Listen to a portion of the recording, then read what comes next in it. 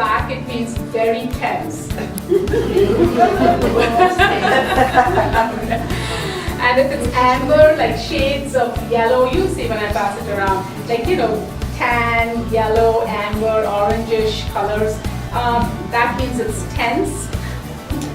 Yellow, like a really more of a yellow, like a darker yellow, is unsettled.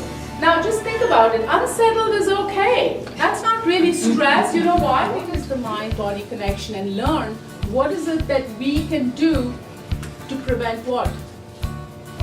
To prevent heart attacks, to prevent further cardiac illnesses. The research shows that if you are already stressed out or depressed, because the studies are coming out from both ends, for both areas, that we are at 3 to 4 times at risk for a heart event.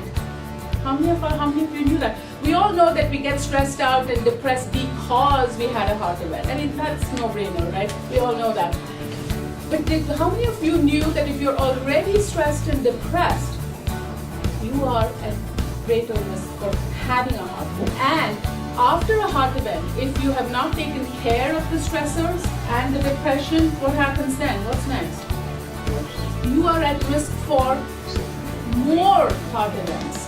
The mind-body connection is the fight-flight syndrome, psychological distress. I think most of you may be aware of the fight-flight, the rapid heartbeat, high blood pressure, elevated insulin levels, high cholesterol, faster blood clotting, and stress hormones prevent the body from repairing diseased heart tissue.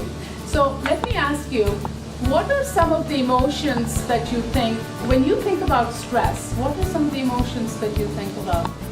When people hear the word mindfulness meditation, people are like, oh yeah, I can't do like that yogi. I mean, I don't have time to be do meditation, all that Eastern philosophy, that's for the birds, not for me, I know it helps, but I don't have time, so don't tell me to meditate. Okay, well, how about if I don't tell you to meditate, but I ask you to be mindful? Would that be alright with you? Would that be? Because I don't meditate either. I'll be honest with you. Like the traditional meditation where you sit in a corner and do all that. I too don't have the time to do that. However, what I do is mindfulness is when you stay in the moment with whatever activity you're doing. Whether it's washing, how many of you wash dishes? Okay. How many of you mow the lawn? How many of you vacuum? How many of you drive? How many of you cook? So don't tell me you don't have time to be mindful. We do all of these things, but what do we do when we're doing these mundane things? Where's your mind at?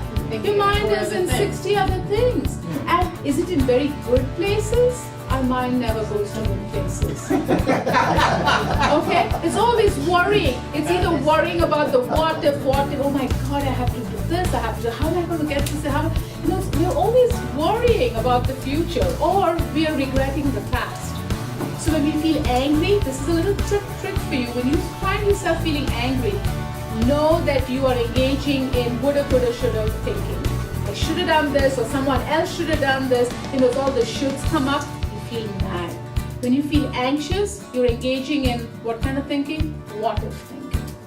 And worrying about the future. So the future brings us anxiety, and the past brings us anger and depression. Okay.